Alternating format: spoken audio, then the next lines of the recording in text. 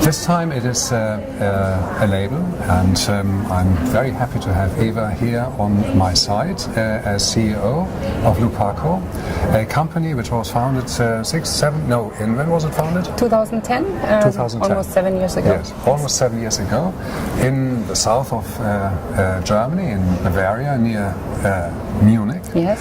And are you here for the first time at Pitti Bimbo, or have you been here before? It's really the first time that I'm attending the Pitti Bimbo in France. So what's the reason for that? It's to go to a trade fair as you are an established label, but it's lots of work, it's lots of preparation, it's not cheap. Yes. So what's the idea? Basically, right now we established on the German market, and we want to spread to Europe. And I think Pitti Bimbo is the most important fair for kids on the European market, because it's very international, and since we are getting established in Germany, we want to spread our fingers to Italy, to Austria, to Switzerland, and also internationally. There are many South Korean people coming, and it's very interesting to get a feeling for the international market. Okay. That's very interesting. We are touching here on a number of questions which I'm sure the audience would be interested in. But let's focus on very pragmatic stuff at this stage. You decide for the first time, and that is something I can imagine is of interest to other labels and brand owners. You decide for the first time to come to a trade fair like Pitti Bimbo. Yes. How do you plan this? Do you set up meetings with potential customers, with potential clients already beforehand? Do you have a list of people you would like you to visit at your stand, or is it? How do you kind of promote your stand before actually being here? Okay, we sent out many invitations to already customers we already have, but also to customers we would like to have. And before we came here, we heard what customers come to Pitti Bimbo, what brands are here, and but we sent out more than 100 invitations to our potential customers, mainly in Germany, Austria, and Switzerland. Yes. And other than this, we promote in the Luna magazine, or other magazines, and social media. Okay.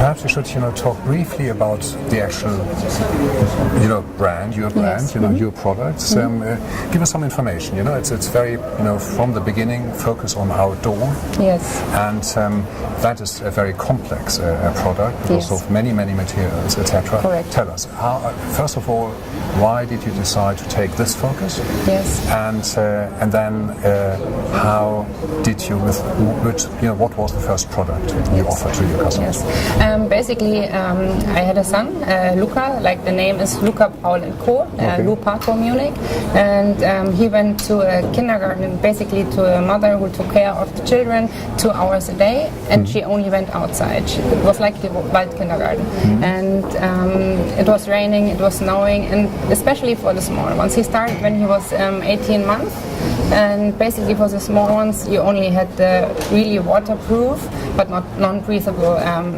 pants and jackets. So I started looking for materials. I went to fairs because I thought we need to find something better. And then I found materials which were very interesting, which were breathable, which you already have for the adults. You already have the really high-end functional wear for adults, but not for the really small kids. So I found materials, and I found somebody who could sew me the first pant. And I did it for Luca. I did it on his measurements, and they sew it for him. And then I sent him to the kindergarten with this pant. And there were so many mothers who told me or asked me, where did you buy this pant? And I said, I did it myself. This is how it started, basically.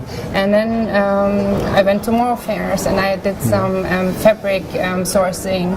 And then I looked for producers, factories who would produce for me, because I was a very small label to do small quantities What's it's quite an endeavour. It's quite what you were embarking on. So what's your background? Do you have business experience? Did you study design, or are you from really a crafts background? I studied what marketing. gave you the confidence? Yeah. I studied marketing, but from the beginning when I was born, I loved drawing, I loved painting, and I was always interested in designs.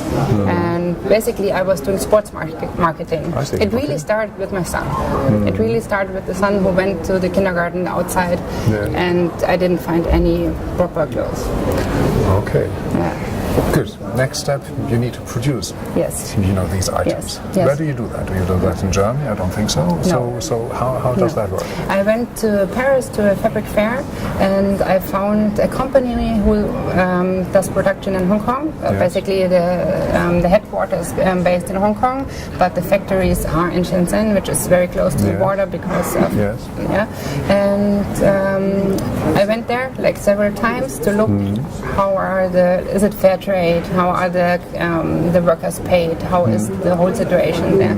And I found it's a very high-end factory. Yeah. So high standards and they basically abide by your expectations, your kind of protocol. Yes. Certain parameters are fulfilled. Fair trade, right. Fair trade. They do Oekotex fabrics, non-toxic everything. Of course, for children, it's very important.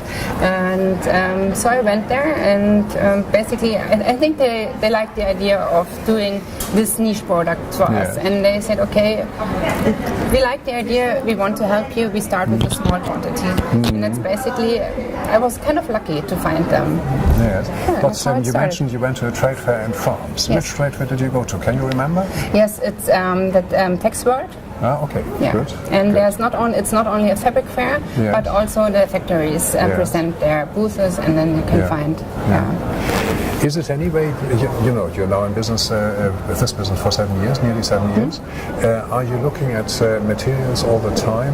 Because lots is happening, the types of fabrics are being developed and getting more and more sophisticated, i.e. you have more and more opportunities in a way to clothe children, to keep them dry and warm, although everything is getting lighter. Yes. So are you watching this, the technology, the innovation, and therefore you go to, these Tex World or kind of, trade fairs? So that is important to you?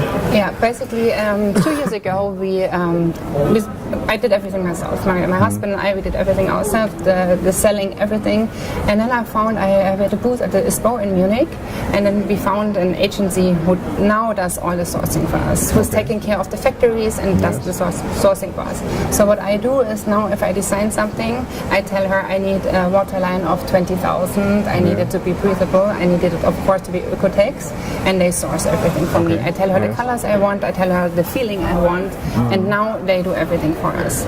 She's based in Amsterdam, so we get in touch every 3 months, and we make meetings, and so it's much easier now. You could then focus more on the design and be assured that there's a professional really looking after the supply side of things, the production side.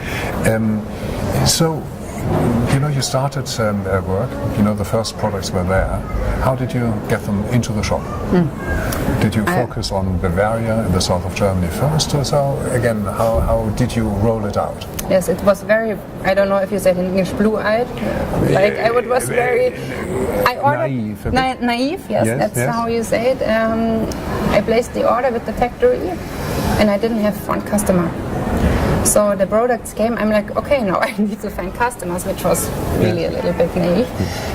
So we went to the Munich Supreme Kids fabric fair, and basically we started with Schlichting, which was one of the biggest shops in Munich. And we were kind of lucky to find customers there. So we started. So you had a stand at Supreme Kids in Munich, and Schlichting, which was at the time a big retailer in Munich. Yes. They approached you, they saw your stand, approached you, and they ordered. And they ordered, yes. And I was very lucky. So we had from this Munich fair, we had 10 customers in the beginning, which is nothing. But this is how we started, yes. It's pretty exciting, isn't Yes, it? You because, must, you know, because what a of wonderful course, feeling. Yes, because it was okay. Of course, Yeah. I do the production. Of course, I will sell it. I didn't have any idea of how to sell it. Yeah. Wow. Yeah. Okay. Everybody must laugh at me. No, I'm sure they don't. You know, that's the entrepreneur. Yeah. That's the Yeah. thing. You know, you take risks, Yeah. and sometimes they pay off, sometimes they don't. But Yes. that's part of the business. Yeah. Correct.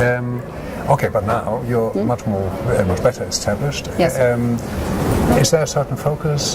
Do you go only through certain retail channels, i.e. do you focus on stationary retail or do you sell online? What's your idea? You know, what's your objective? How do you We how do you it? mainly retail. We have really nice boutiques and shops in Germany. Yeah. We're in the biggest shops in Germany. And of course, we also do our own online business. Yeah. We don't do sales. No sales at all. Like Yeah. all products are always on the normal prices. And we don't do Amazon. We don't do like the big online stores. We only do stationary retailers who maybe have an online shop attached. Yes. Okay. But if you only have online, we don't Yes. do it. And I think we have a very good customer service. We always try to find, like in Munich, you have 5 shops, and one color works, and the other color works. And we are always in contact to change the colors to see what does the market need. And we always help each other, like with the retailers, but also we do our own online shop. Yes. So that's an own online shop is on the cards, or is it already there? Is it something? No, it's already there. We already started 2010 with online shop also. And but there you have the same prices as Yes. in retail. Yes, you never will Yeah. find LUPACO on sale. Yeah. Okay. And what's your impression? Talking about the retail sector. Let's focus in this case on Germany because there you have most experience. What's your impression? How is retail doing? We hear that retail is in dire straits, really. Is that depending on? Is that because the products are simply not good enough, or do not catch the imagination of the consumer? Or is it simply because of the dominance of the purely online players, or is it both? Because I guess you would like to support stationary retail. Yes. So when you talk to them, what is the main issue? Because obviously they sell your product, so it seems to work. Yes, our products are sold very well because we have the niche. Like we have jogging pants who are waterproof, so we are selling very good. But I think the main problem in Germany are like the cheap, cheap retail, the cheap retail and all these bottom kind of prices. Yeah, and I think the Germans don't pay money for kids' clothes. They spend money on shoes, maybe on outerwear like our clothes, but the German market is very, very tough with fashion. Yes, I see. And we have too many nice cheap products which are Coming back to design, you design your products yourself? Yes. And you still do that? And, Yes. And do you plan to change the design a bit more for the international markets? Did you think about that already, or how do you want to go about that? We are very clean. Our designs are very clean, and I think this is what we want to stay. But of course, we are looking around. We want to see what is the Italian market, what is more interesting for the Italian market or for the international market. Of course, every time we have a look, and we want to attach to that. But basically, we are a very clean company. Great, wonderful. Thank you very much indeed. That's very interesting. I'd like to continue our talk. Perhaps we do it another time. In 6 months' time again at Pitti Bimbo. Would be lovely. Great. Thank you very much. Thank you. Thank you.